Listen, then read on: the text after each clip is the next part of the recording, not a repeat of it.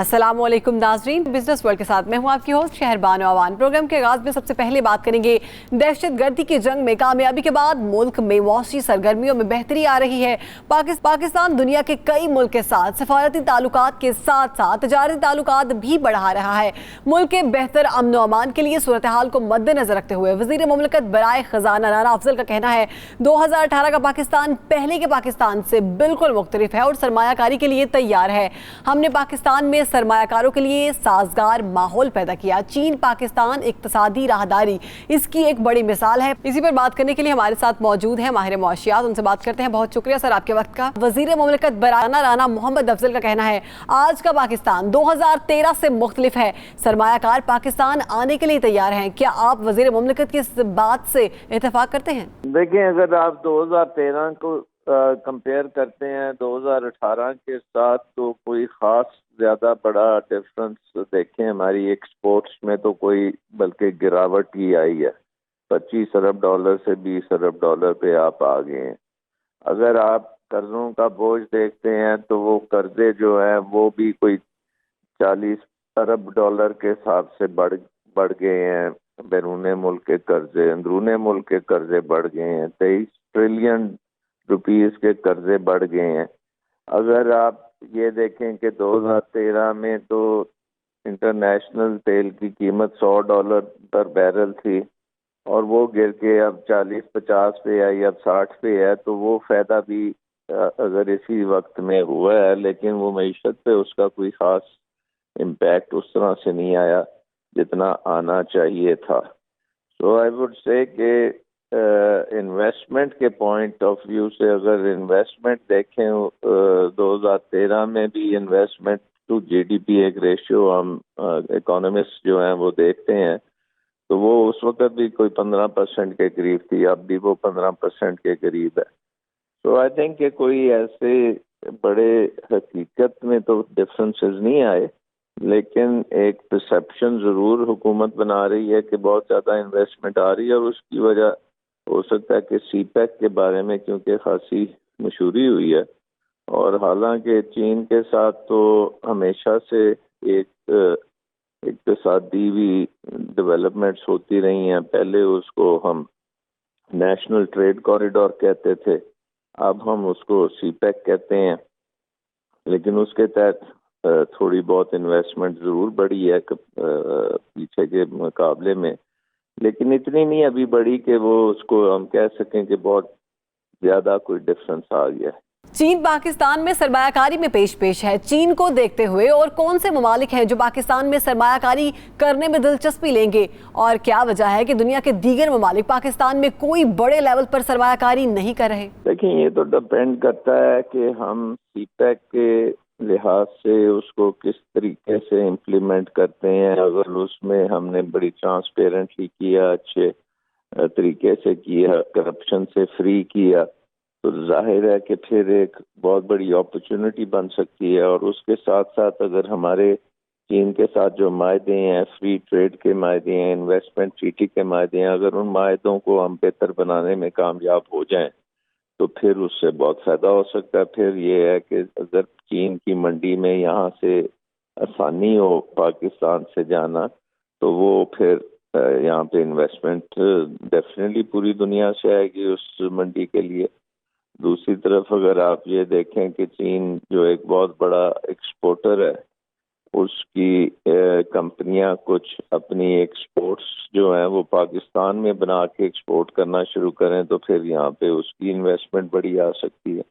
So I think ये तो depend करता है कि आप इस सारी चीज़ को किस तरीके से मैनेज करते हैं, इसकी क्या स्ट्रेटजी बनाते हैं, किस किस्म के आप इन्वायरमेंट देते हैं इन्वेस्टमेंट के लिए।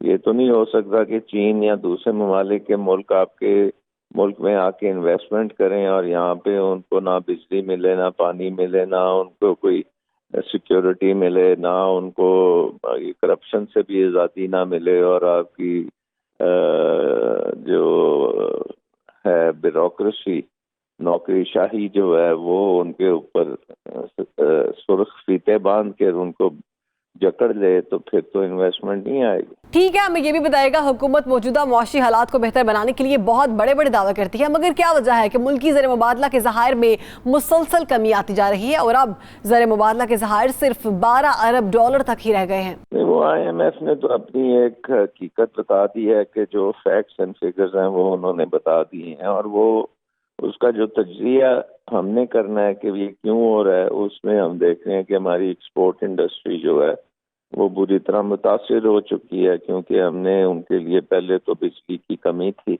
और अब वो जो बिजली आई है वो इतनी महंगी आई है कि वो उसको खरीदने के काबिल ही नहीं है, क्योंकि अगर इतनी महंगी बिजली खरीदेंगे तो फिर उससे एक्सपोर्ट्स नहीं हो सकेंगी।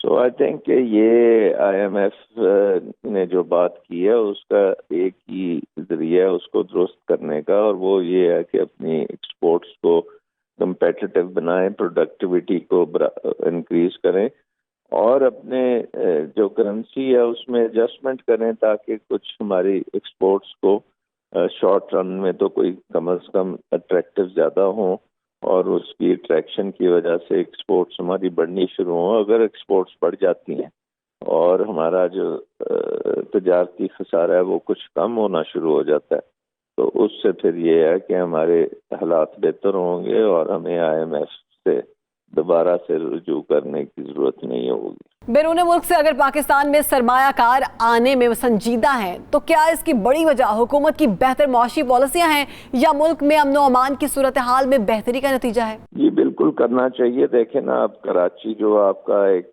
बहुत बड़ा सेंटर है, फाइनेंशियल सेंटर है, मैन्युफैक्चरिंग सेंटर है, बहुत बड़ा शहर है, सी पोर्ट है, उसमें दहशतगर्दी बड़ी हद तक ख़त्म हो चुकी है और उसमें सिक्योरिटी बहुत बेहतर हो चुकी है, लेकिन अभी तक हुकूमत ने उससे कोई फ़ायदा नहीं उठाया है। ना मकामी हुकूमत ने फ़ायदा उठाया, ना फेडरल गवर्नमेंट ने उठाया कि ये दुनिया को बताया जाए कि जी कराची जो है वो बिज़नेस करने के लिए बड़ा मौजू जगह है और यहाँ पे इन्वेस्टमेंट आपको करनी चाहिए। लेकिन वो क्योंकि पाकिस्तान की गवर्नेंस जो है वो सबसे दुनिया में तकरीबन अब ख़राब तरीन होती जा रही है और पाकिस्तान में करप्शन का बोलबाला है और हर ठेके में कोई ना कोई मसला होता है, जिसमें जब आप ठेके देने जाते हैं तो वो अवाम की तो फिक्र किसी को नहीं होती, लेकिन अपनी जेबें भर लेते हैं। तो उन हालात में फिर इस लॉ एंड ऑर्डर की बेहतरी का जो है फ़ायदा वो इन्वेस्टमेंट की इंक्रीज में तो नहीं होगा। ठीक है, बहुत शुक्रिया सर, आपके वक्त का भी वक्त हुआ एक ब्रेक का, हमारे साथ रहिए।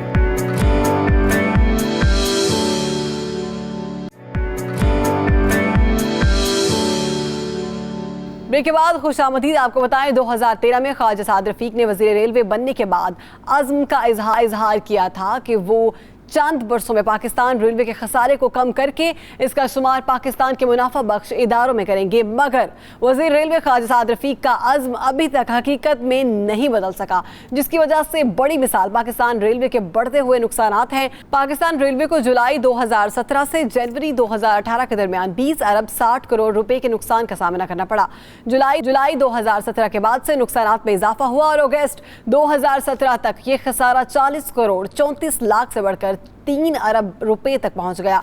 पाकिस्तान रेलवे के मुताबिक 2 माह बाद अक्टूबर 2017 में ये मुनाफा 3 अरब 41 करोड़, जबकि दिसंबर 2017 तक ये 4 अरब 3 करोड़ तक जा पहुंचा था, जबकि ये खसारा सबसे ज्यादा सिर्फ जनवरी में 3 अरब 20 करोड़ रुपए देखा गया। इसी पर बात करने के लिए हमारे साथ मौजूद हैं साबिक वज़ीर रेलवे गुलाम अहमद बलोच साहब। सर, बहुत शुक्रिया आपके वक्त का। पाकिस्तान रेलवे को जुलाई 2017 से जनवरी 2018 के दरमियान 20 अरब 60 करोड़ डॉलर के नुकसान का सामना करना पड़ा। क्या वजूहात है? कोई भी हुकूमत पाकिस्तान रेलवे के नुकसान को खत्म करके मुनाफा बख्श इदारा नहीं बना सकी। मेरी बदकिस्मती है कि मैं इसमें नाकाम इसलिए हुआ था कि मुझे एक लोकोमोटिव नहीं मिला 5 साल के अरसे में, और सब रेलवे में लोकोमोटिव की बहुत ज़रूरत थी। मैं चीखता रहा कि मुझे लोकोमोटिव का बंदोबस्त करें, मेरी बात किसी ने नहीं सुनी। और जो हमने कैबिनेट में ये मंजूर हुआ था कि 6.1 बिलियन रुपये रेलवे को दिए जाए कि 100 लोकोमोटिव हम रिकंडीशन करें, और वो पैसे पैसे हमें नहीं मिलने थे, वो मिलने थे बाहर लोगों को, जहाँ से हमने पुर्जे मंगाने थे अमेरिका से, उनको मिलने थे, लेकिन वो पैसे मंजूर होने के बावजूद भी न मिले और हम कोई खातों का काम नहीं कर सके। लेकिन अब जबकि मैं तो सोच ही कह रहा था कि 100 लोकोमोटिव मुझे मिल गए तो इंशाल्लाह मैं अपनी तकदीर बदल दूंगा, लेकिन वो नहीं हो सकता। फिर मेरा ख्याल ठीक ठाक को तो लोकोमोटिव मिले हैं, इन 5 सालों में काफी मिले हैं, वो पैसे भी मिल गए थे जो 5 बिलियन था, उससे जितने लोकोमोटिव तैयार किए, कुछ 27 लोकोमोटिव दूसरे थे तो वो भी मिल गए, और भी बाहर से लोकोमोटिव का चाइना शायद वो भी मिल गए, तो मेरे ख्याल काफी लोकोमोटिव मिले। अब मैं हैरान हूँ कि क्यों ये अपना रेलवे अपने पाँव पर खड़ी ना हो सकी या इसका खसारा कम न किया जा सका, मुझे कुछ समझ नहीं आ रही की वजह क्या है। इसी पर बात करने के लिए हमारे साथ मौजूद हैं माहिर मुआशियात, उनसे बात करते हैं। बहुत शुक्रिया सर आपके वक्त का। रेलवे के कुल बजट 90 अरब रुपए का 62% सिर्फ तनख्वाहों और पेंशनर्स के अखराजात का खर्च है। क्या यही वजह है कि रेलवे खसारे का शिकार है? देखिए, ये भी एक बहुत है कि आपका जो एक तो तनख्वाहें है, इसके अलावा एडमिनिस्ट्रेटिव एक्सपेंडिचर है। आपका टोटल बजट का जो एडमिनिस्ट्रेटिव एक्सपेंडिचर कितना है वो आपके पास शायद रेडली इस वक्त फिगर अवेलेबल नहीं है। ये तो 20 अरब प्लस जो है आप बता रहे हैं, जो 90 अरब में से 20 अरब जो है ये तकरीबन बढ़ेगा कोई अराउंड 23 अरब के करीब, ये जो 23% के करीब बढ़ेगा, सिर्फ सैलरीज का खर्चा है। इसके अलावा और भी इंफ्रास्ट्रक्चर एडमिनिस्ट्रेटिव एक्सपेंसेस हो गए, एडमिनिस्ट्रेटिव एक्सपेंसेस भी है, वो भी नॉन प्रोडक्टिव है। तो ये जो है ना कंपनी की उसको प्रॉफिटेबल बनाने के तरीके से इस सब के नॉन प्रोडक्टिव एक्सपेंडिचर इनको एक खास दायरे में रखना बहुत ज़रूरी है। ये चीज़ जाहिर करती है कि आपकी अदारे में, जो पाकिस्तान में बहुत सारे गवर्नमेंट अदारों के अंदर ये मसला है कि वहाँ पे ओवर स्टाफिंग है, तो अल्टीमेटली वो आपकी एक तो खर्चा, गैर ज़रूरी खर्चा, दूसरा आपकी की डिलीवरी कैपेसिटी कम होगी और आपकी एफिशिएंसी और आपकी एफिशिएंसी को इम्पैक्ट करेगी, आपकी कंपनी की प्रॉफिटेबिलिटी को इम्पैक्ट करेगी। तो इन सारों चीज़ों को जब तक आप कंट्रोल नहीं करेंगे तो ये काम नहीं चलेगा। आपको पता है रेलवे एक मोनोपोली है, गवर्नमेंट का ही सिर्फ अदारा है, इसके मुकाबले में कोई भी प्राइवेट सेक्टर नहीं है।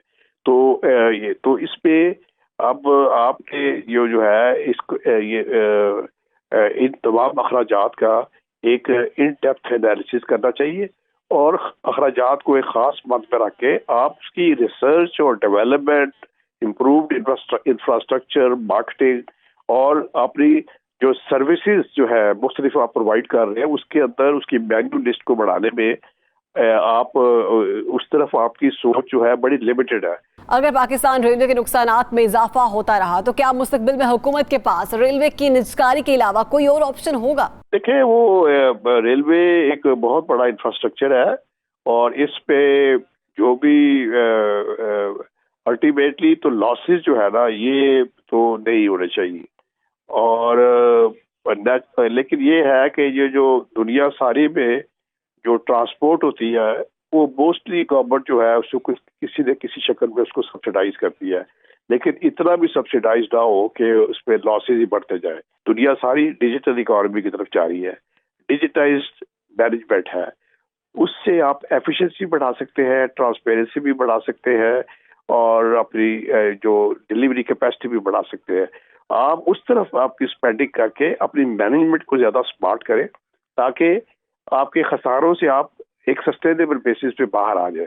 तो रेलवे ये काम जो है उनके पास असासे है, लेकिन समझदारी से जो भी स्टेक होल्डर्स हैं उनको कॉन्फिडेंस में लेते हुए उनको उन्हीं असासों को जिनकी प्रॉबली इस स्टेज के ऊपर इतनी अफादियत नहीं है बिनिस्बत उन असासों के जो रेलवे को प्रॉफिटेबल बनाने पे और उसकी स्मार्ट मैनेजमेंट पे उसको प्रॉफिटेबल तरीके से ग्रोथ लाने में मददगार हो सकते हैं उनकी निस्बत। तो इसलिए उस तरह स्पेंडिंग करनी चाहिए ताकि कंपनी जो है एक मुनाफाबख्श तरीके से चले और ताकि कौमी खजाने के ऊपर या टैक्स पेयर्स के ऊपर गैर जरूरी बर्डन ना आए। पाक चीन इक्तिसादी राहदारी मंसूबे के तहत हुकूमत रेलवे पर 8 अरब 20 करोड़ डॉलर सरमायाकारी का मंसूबा रखती है। क्या इससे रेलवे में कोई बेहतरी आएगी? एक तो रेलवे का बहुत जरूरी प्रोजेक्ट इस सीपैक का हिस्सा है, वो शायद उसकी मालियत प्रॉबली 1.2 बिलियन डॉलर्स है। वो है कि कराची से लेके पेशावर तक जो रेलवे का ट्रैक है इसको ड्यूलाइजेशन اور اس کی اپ گریڈیشن. یعنی کہ جو میں اس میں اس کا مطلب یہ ہے کہ یہ آپ اگر اپنے ٹریک جو ہے اس کو ڈوئل کر دیں, یعنی کہ دو طرفہ ہو جائے.